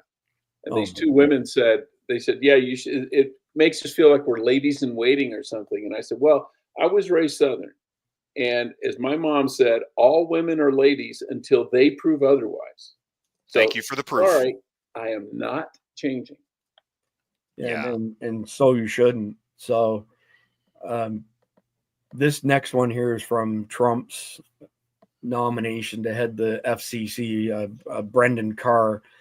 Broadcast licenses are not sacred cows. These media companies are required by law to operate in the public interest. If they don't, they are going to be held accountable as the Communications Act requires. And this is something we've been harping on about at Survival Dispatch News. There are absolutely zero consequences to the mainstream media spewing verifiable lie after lie after lie after lie and convincing the weak-minded amongst us to believe these bullshit stories. But we always come back to the same thing. I just want to ping both of you if you had any thoughts on this. If you're going to put penalties in place, and I'm not against penalties for them not being allowed to spew their propaganda, but the linchpin is, who is the arbiter of truth? And how is that done in such a manner that it's not one-sided one way or the other, right? Absolute power corrupts absolutely. So, I mean, do you put a commission in charge that is, 50% one side of the equation and 50% of the other? I mean, you got 50% over here of, Democrats and Republicans, and then you got the other 50% over here that are MAGA. I don't know how you do it, but Mike, can we do it even? Can we even pull something like that off? I mean, so very many of these companies are crumbling. Their ratings have been tanking for years. And I mean, a lot of their sponsors are walking away and everything like that. The free market will do what the free market does, and it's going to wind up dumping out on them. And that's how you're going to wind up with MSNBC getting bought by Elon Musk and then putting Alex Jones as the anchor. And I will laugh so hard, so long, the second that happens. It will bring me great amounts of joy. Quick update on that. The Southern District of Texas Bankruptcy Court judge today ruled that the Onion does not own InfoWars and that he's not going to allow their bullshit sham of an auction stand where it was all closed envelopes. The highest bid didn't win. And Elon Musk has filed another notice with the bankruptcy court. You could be right. He could end up buying MSNBC and putting Alex Jones on it. I still think the medium needs to change in some regard because I think the whole mechanism of mainstream media is horribly broken. Jeff, what are your thoughts on the arbiter of truth? That's the main thing I'm interested in. Yeah, well, how do you penalize these people without being draconian? First thing on the FCC, that only applies to broadcast television. The government owns the airwaves, and they only lease them to broadcast. Cable, totally different thing. Internet, totally different thing. They have no say over that. But the way you punish people is you take their business away, and that's what's happening. People are fed up with CNN and MSNBC and all these guys, and you see it in their ratings. And then because they are businesses, they're not being run as charities. You're seeing CNN lay off 3, 4, 500 people. Going to these high price talking heads and say, when we cut you that contract, we had 3 million viewers a night. Now we have 400,000. Yeah, we're not paying that anymore because you're not pulling in the viewers. And so you're seeing people get fired. You're seeing, just to unload the salaries, you're seeing people voluntarily renegotiating their salaries down. I think, God, who's the CNN one? Gloria Vanderbilt's son. Anderson Cooper. Anderson. He makes like $20-30 million a year. And you've got the woman from on MSNBC makes $30 million a year, and she's on 1 day a week. The woman. Well, Who, you mean Mark Cuban? Yeah, Mark Cuban also goes by the name Rachel Maddow. Yes, but that is that is unsustainable from a business perspective. Yes. And if I'm an employee there and I'm getting laid off because of that, and then she comes in once a week and makes, $750,000 for every show she does, I'm going, and our ratings are tanking, and I'm losing my job. I'm the sound guy. I did my job. She's the one that's failing. I can't remember the names of the shows, but somebody published a list recently of primetime news shows on CNN, MSNBC, and some other networks. And I don't know why the number stood out to me, but a bunch of them were all in the 37,000 viewers category. Like, they're just being annihilated. They brought it upon themselves. I don't feel sorry for them. Well, the one that got me is that they call it the demo. It's the 25 to 58-year-olds. It's the one the advertisers want. And they were saying, yeah, they're doing 600,000 viewers, but only 45,000 in that key demographic. And my thing, how many old people are there that they're still getting 600,000 because the young people aren't watching? Oh, for sure. Absolutely not. All right. So moving on to the next one here. And God bless the girl behind Libs of TikTok. She's been doxxed. She's all kinds of death threats against her. But she has worked really, really hard on some really important stuff. So she gave an update today on this Hastings on Hudson public schools, where she broke the story that they were going to be doing some sex education, some fairly, I don't know what the word is, dirty, I guess. Graphic. Yeah, graphic for kindergartners. And so, they've written a letter. This is from, the superintendent, saying that they're not going to do it for the time being, but she's right when she says, they're going to try and sneak it back in again. But I mean, my comment in general on this stuff, because we saw a lot of fallout from people. Ron DeSantis has been a good governor for Florida. He royally screwed up when he hooked up with Paul Ryan and ran against Trump. He could have supported Trump and he would have been the nominee in 2028. I guarantee you he would have, because he's done a really good job here in Florida. But now he's tainted. But one of the things that he's done that he's been attacked for is banning books in schools here in Florida that should never be. They're so bad that when people go to the school board meetings that are concerned parents and they start reading these books, they get thrown out of the meeting because it's too graphic. But it's okay to teach the kindergartners. These people are sick. Like, they're absolutely sick. Feel free to take the soapbox, Mike and Jeff, and say what you've got to say on this one. You covered it. Yeah, he was right. That was a whole "don't say gay" bullshit. But I don't understand the reasoning how they think they have a right to teach this filth to kids over the parents' objections. And the parents, hey, these books are out there. They're not banned. They're just not in the schools. You can go to Amazon or Barnes and Noble, wherever, and buy them. And if you want to teach this crap to your kids, that is your right as a parent, and you can buy those books and teach your kids.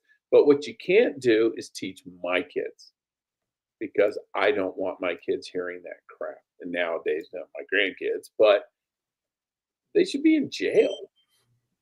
So, they're already trying to head off the objections to this sort of stuff by saying that your children are not your children. and that they're our children. And, you know, we're going to raise them the way that we see fit. But I think Jeff locked up on us here, Mike. I think he's frozen. He's catching flies. Yeah. Let me see if I can. Oh, we got his voice back. So I can hear you guys. I think my camera. Okay. Still catching flies. Yes. Oh, I'm locked up. I can't see that. I have a black screen. Let me log out and get back in. Okay.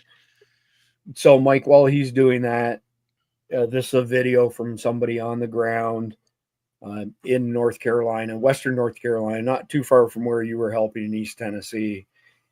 Curious to hear your thoughts on what he has to say. Let me just get Jeff back in here. All right, we can see you now, Jeff. So I'm going to play this video from this gentleman in Western North Carolina, and he's speaking towards the Hurricane Helene relief efforts. If memory serves me right, they do touch on in this video that there are something like 100 tiny homes that the Amish built for people who need homes. They need shelter. And some, government bureaucrat came along and said, no, you can't. These don't pass inspection. Okay, so we're going to tell them then, I think it was 16 degrees last night in Asheville. So we're going to say it's okay for them to stay in tents in below freezing weather, but it's not okay for them to have. I don't disagree with this comment. Tell me that you agree that FEMA should be gutted. So let's hear what he's got to say. Today is November 20th, and this morning, whenever I was scrolling, I came across the director of FEMA sitting in Capitol Hill saying that everything that we're putting out is misinformation. I'm currently sitting in a parking lot right here in Swannanoa, 1 mile from my house. And I just want you to listen to what she's saying. And I want to show you the scene that's literally right in front of me while she's talking. Our workforce persevered through all of the challenges I've just described. And they also persevered through a difficult security environment generated by misinformation about FEMA's work spread through social media. We help all survivors, all people, obtain all of the assistance that they are qualified for under the law. Liar. Misinformation was making that work much more difficult.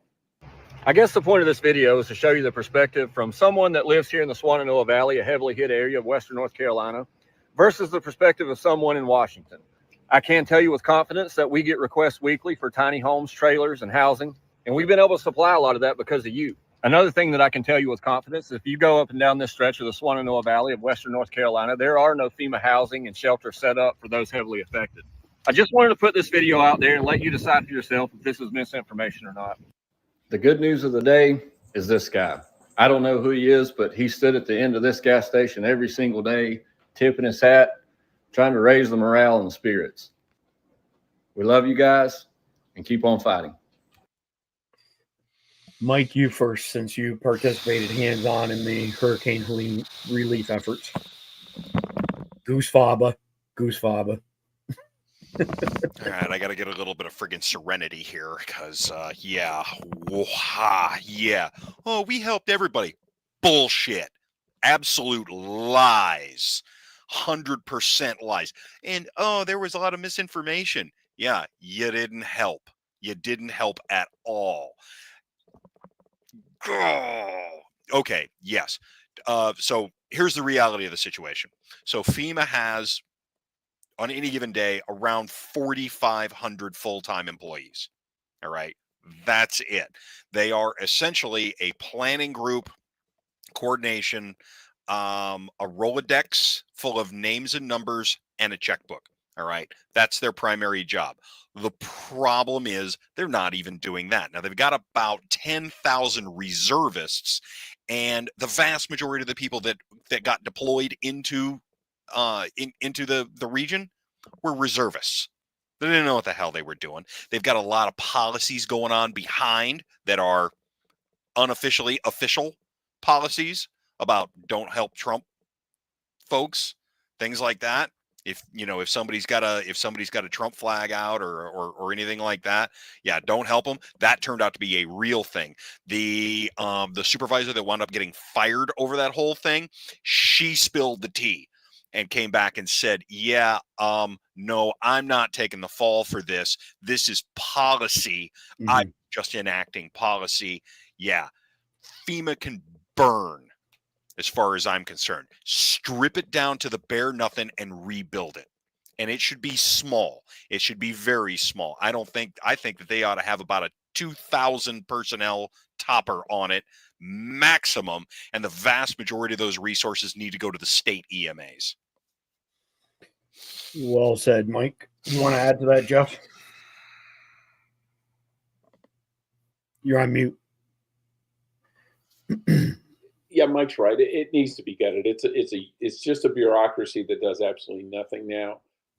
You need to do is set the money aside, have a relatively small staff, and whose job is to get money to the National Guards and the state emergency management organizations when they need it.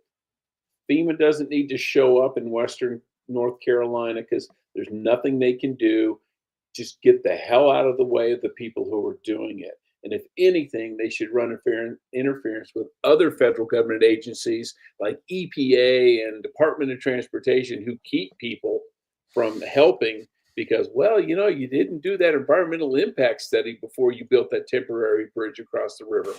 And get those people the hell out of there and just let the National Guards and let the states deal with it.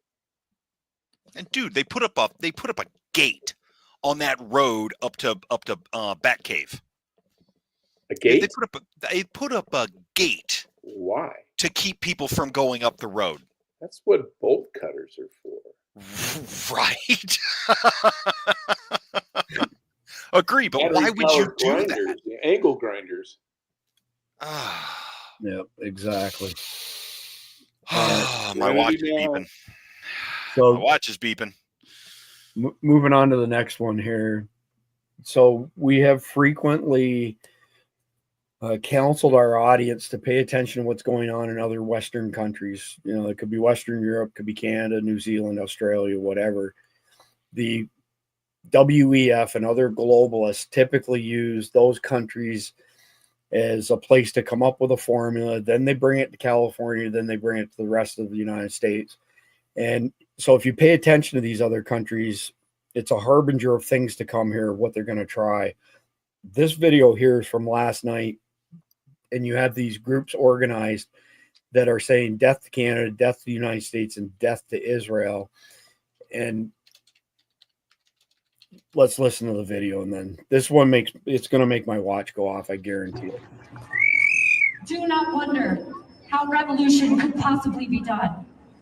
Men who have never known a free day, who have lived their entire lives under the thumb of one of the most powerful settler colonies in the world, built paragliders to fly over a wall so high that it blocked out the sun when you stood underneath it. Do not wonder how revolution can be done. We must do it. Death to Canada. Death to the United States, and death to Israel.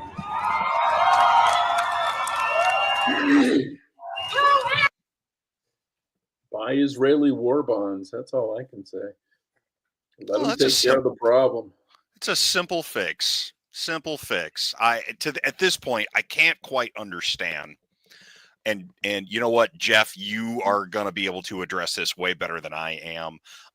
But at this point, why don't we have just an extra 7 states to the north of us? Yeah, well, yeah, we could. They'd vote Democrat. I mean, hear me out. Yeah, they speak the same language as us. True. They are our cousins. They are being deprived of their rights, and they have oil. Oh, good point. We've gone to war for less. We have a new market for guns made in America because they don't have any, but they'll want them. We make them live under our Constitution. Now, it's amazing how countries stand by and just let somebody destroy them. It's like inviting someone into your house with a gallon of gas and a book of matches and say, "Hey, do whatever you want." But as far as the Palestinians go, I'm almost like I don't. want to support the Israeli war so much as I'm just going to go, Israel, weapons free, dude. You know, we're not going to stop you. Do what you got to do, and just leave it at that. And we're not going to complain. We're not going to bitch. We're not going to whine. That's your business. You're a sovereign state, just like we wouldn't let you tell us what to do. And you know, if we were at war in South America somewhere, so yeah, you guys figure your shit out. Yeah, fair enough. I think, again, from my perspective, this is just a crystal ball that, you know, predicts what's coming here. I think after Trump's inauguration, if we get to that point, that it's likely that this stuff will spark up again, but not right now. There's a ton of fatigue, right? Like, I've read a bunch of articles on people are just fatigued. Like, the anti-Trumpers are fatigued because they've been screaming against Trump for how many years now? Like 8, 9, 10 years, something like that. But also on our side, Mike brought up the point that there's lots of people on our side who are just getting blackpilled. Like, they've had enough of it, just bad news after bad news. And why do I mention that? Because there isn't the support right now for the, you know, peaceful protest like there was in 2020, and people are fatigued from it. But I think once we get into a new year, you know, I'm not talking immediately in January, I'm talking maybe like springtime frame, that we're going to see those types of rallies start ramping up here, because they're going to want to show that Trump is you know, running a Gestapo is what they're going to want to do. The bad guys, you know, they're going to try and portray Trump as the bad guy who, you know, cracked down on this stuff. And I think Jeff's froze up again tonight. No, he's not. Nope, he was. He's moving now. He's muted. Go ahead, Jeff. I was just contemplating. Quiet. Okay, fair enough. Next video here The finger is pyramid of evil contemplation. Tucker Carlson. I'm not going to play the whole video. It's a few minutes long, but he's now concerned that, you know, whatever you want to call them again, New World Order, NWO, globalists, cabal, whatever, that they've decided that the only way they can stop Trump is to start a world war and just blow everything up. And I don't know that he's necessarily wrong. I am very concerned that the people who have hated Trump for 8 years and run out of ways to destroy him, indicting him, well, first calling him a racist, spying on him with the federal intel agencies, sicking the FBI on him, trying to put him in prison, then trying to kill him at least twice, probably more, actually, but at least twice. And that those people, out of options, have decided the only way to stop Trump and the disclosure that a Trump administration will bring, once again, disclosure is what they fear, having their crimes revealed, that the only way to stop Trump is with a world war. And so I've been pretty fixated on that for months, probably more than a year. I've just thought a lot about it. And I know a lot of the people involved, and they're very, very, very focused on war. Permanent Washington doesn't care about domestic policy, in case your viewers, I'm sure, know this, but just want to restate it. They don't care about domestic policy. They don't care about fixing the country, closing the borders, ending the drug crisis, getting the cartels out of, you know, the entire Southwest. They don't care about that. What they care about is exercising power abroad, killing people because it makes them feel like God, and making money. And that's where the money is, trillions of dollars. So they care about foreign policy. And I've been concerned and remain concerned that that group of people, which is basically everyone in DC in both parties, wants Trump to take the country to war, either against Russia or, comma, far more likely, comma, Iran. And I think what people outside, I don't know how to the degree to which this is understood, but I just will say it. A war with Iran is a world war.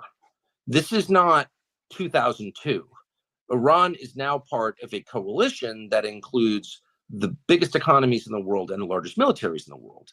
So a war with Iran means a war in effect, or, you know, by proxy, but still a war with Russia, China, Turkey, and a lot of the rest of the world. So that's a world war. It's not just as simple as we're going to take out their nuclear facilities. Okay, how are you going to do that? And how are you going to ensure that that doesn't destroy the United States in the process? And of course, they don't care whether it destroys the United States. That's the actual answer. They don't care. And if they cared, they would pause and think about it. But anyway, I don't want to be bitter about it. But Jeff, just because you're extremely well versed in geopolitical topics. Thoughts on Tucker's position there? Well, yeah, he's right in that Iran, we used to call it a rogue nation, rogue state, but they have alliances with Russia. They have alliances with, with China. They got the Houthis as their proxies. They've got Syria as one of their proxies, and to a certain extent, the Lebanese, and that Hezbollah is part of the Lebanese government. So, yeah, do I think Russia's going to go full blown World War III if we hit Iran in some limited way? No, I don't think so. But yeah, it does complicate things. You just don't know, because China's like, well, we need Iran for their oil, and Russia's like, well, we need Iran for missiles and drones. We need North Korea because they're giving us troops now. So they have these arrangements, and then there's BRICS, of course, which is brings in Brazil into it, and India as well.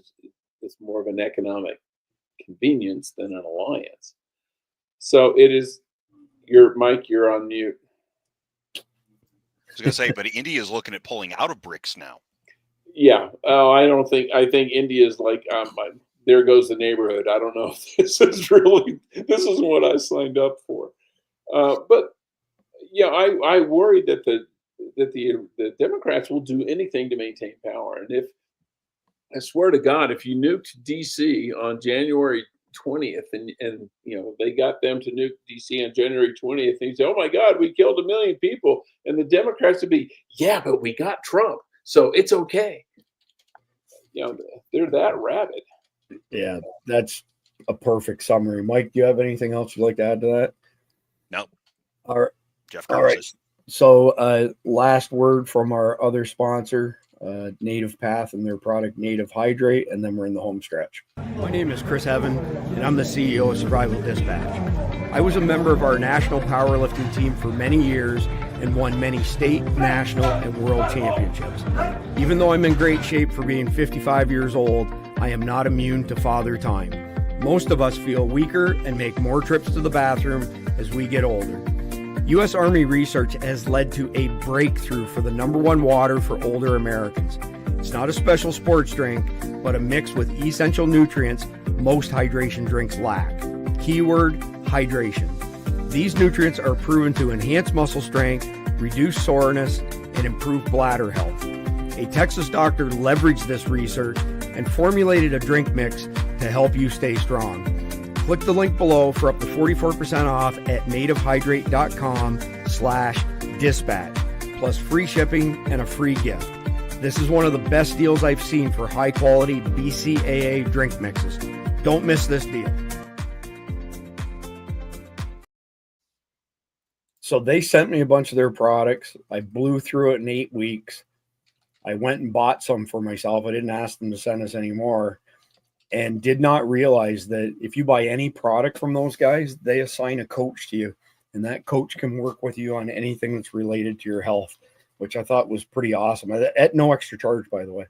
So I thought that was an interesting value add. Okay, so we're at the home stretch now, and I've only got 2 things to share that are funny, haha. This one just makes me scratch my head. So this guy, his partner is a dude with a set of bolt-ons, and I guess this guy's some sort of TikTok star. I don't know what his name is. I don't follow TikTok and stuff.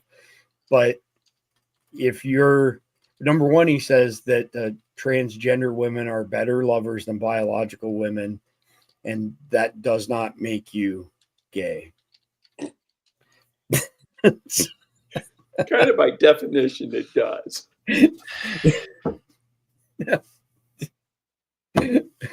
Either How one. Stupid do you gotta be? That's what he's that private. All He's because that I have private. sex with men doesn't mean I'm a gay guy. Right. It's kind of like, say, Oxford English Dictionary. Look it up. It's kind of what it is. Anyway, like I said, it was good. Jeff is just for that, Jeff. I'm going to put it back up on screen one more time. So you can see it one more time. Transgender women are better lovers than biological women. Most straight TikTok star does not make you gay. I'm going to go out on a limb here, and I'm going to say, look at that, girls. Step it up a notch. I don't believe any of that, but I mean, this one's right up there with Bruce Jenner being named the woman of the year, right? I mean, oh my God, just a total gong show. What? And what world do we live in? Bizarro world, man. Yeah.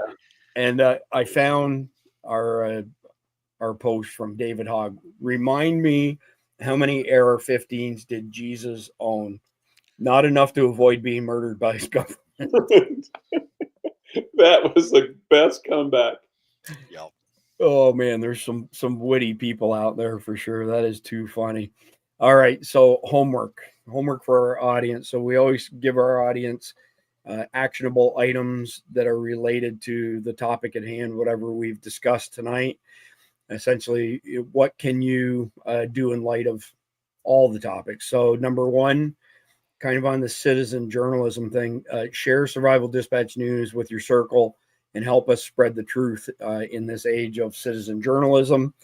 And thankfully, the mainstream media is on its final legs. Next one, support your local law enforcement agencies if they're not being run by the woke mob. So you really have to be aware of, the mayor's position, the chief of police's position, the sheriff's position, and choose wisely. Mike? And if they are, if they are working for them, it's up to you to go remind them who they do work for. Yep, absolutely. Squeaky wheel gets the grease, right?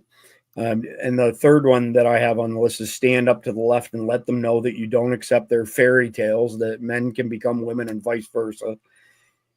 We can't be the silent majority anymore. Look at where that's got us to, right? We've all, as textbook, lowercase L libertarians, have been like, y'all can do whatever you want over there as long as it doesn't hurt nobody else.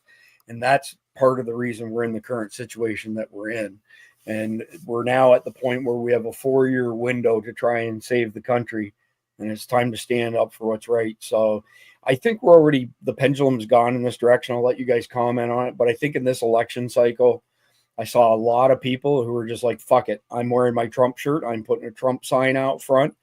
And, I've been known to wear Trump shirts in public, and every single time, even when Mike was with me, people were coming up to me and it had a 45 on the back of the shirt.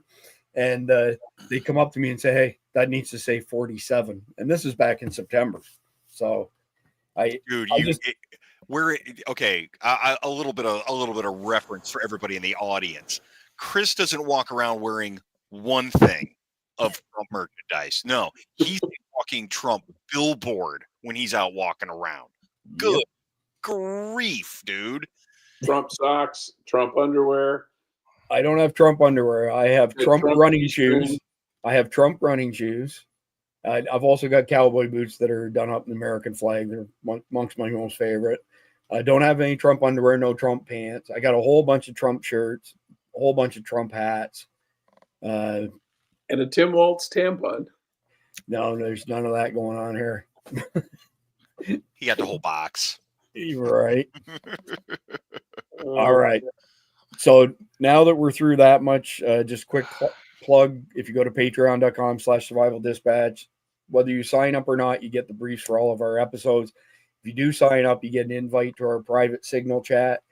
It has exploded. The volume of traffic in there blows me away, and the amount of information being shared. It's great to see a community take off like that. And it's only $9.99 a month if you decide to be a paid insider. Not sure what we're at for the like counts. Pretty low. If y'all could mash the like button before you leave, we would appreciate it. And Mike, you've got the conflicted question of the night. Yeah, and there's some people out there that need to do the subscribing, because there was a whole bunch of folks that were asking, hey, does this show come on every night of the week? Well, if you subscribed, you'd know that. 7 p.m. Eastern, 7 days a week. Well, there we go. Okay. We're going to do the conflicted question of the night, and here's how it works. I'm going to go ahead. I'm going to ask the question. We're all going to go through, but we want you out there. Get in the comments section. Start getting dirty over this. Are you about it? Do something. Come on, for the algorithm, guys. Do us a solid. Come on. We don't make any money on this whole thing. We need your help, all right? Comments drive the algorithm, so please give us a hand. All right. This is going to be a real easy one tonight. All right. Well, actually, it's not necessarily going to be a real easy one, but we want to hear it. What is a false flag? Give examples. Go. Jeff, you go first. Well, this is the official definition is from the CIA. What you would do is they would know. Yeah. And I've done it several times. You present yourself as somebody you are not, from a country you are not. You would go up to a guy and say, I'm working on behalf of the Russian government, and I want you to spy for me and tell me all that's going on in Iran. And they would say, well, okay. Well, they think they're working for the Russians. They're not. They're working for the CIA. And they're giving us all the information we want, but for all the wrong reasons. All right. Thanks. Katie's asking what the conflict question is. What is a false flag attack? Give examples. Is the conflicted question. So I'm going to agree with Kevin, which, by the way, I'm glad to see Kevin joined us tonight after having a rather brutal weekend, getting jumped in downtown Nashville, getting stabbed, just missed his eye and into his nose, and the knife got stuck in his face. But fortunately, he survived, and he's already active. I'm surprised he's already back in here. He posted a picture to our Signal chat, and from somebody who's had eye injuries, it didn't look good at all. So hey, maybe he's going to look better now. It didn't work that way for me. So I actually we love you, Kevin. Yeah, so I'm going with, Kevin, maybe somebody posted before. His first one I seen, though, is J6. In my mind, J6 is kind of like the ultimate false flag, right? That was perpetrated by Pig Losi and the rest of those scumbags. And essentially, it's a textbook example of a false flag where they pulled it off and then turned around and blamed it on Trump for all these years. The Fednapping case, too. Yeah, we're militia guys. Come work with us. We're going to go get Gretchen Whitmer. Well, they were FBI agents. Why you gotta yank my legs out from under me like that, man? Oh, I'm sorry. Because you were such a dick to poor Kevin. Kevin knows that if I'm not a dick to him, then that means I don't like him. He knows that that's how I am. Oh my God, that's funny. So Jeff just yanked all my answers and my example out from under me. Thanks, Jeff. You're welcome. And have you met you? There's one advantage to Jeff being called on first for him is, we get the advantage of hearing an intelligent answer right out of the bat, but he gets the advantage of stealing your ideas. Right, exactly. Okay, I will throw out a specific example of a false flag, and it did not work out real good for them, and that was the pipe bombs on J6.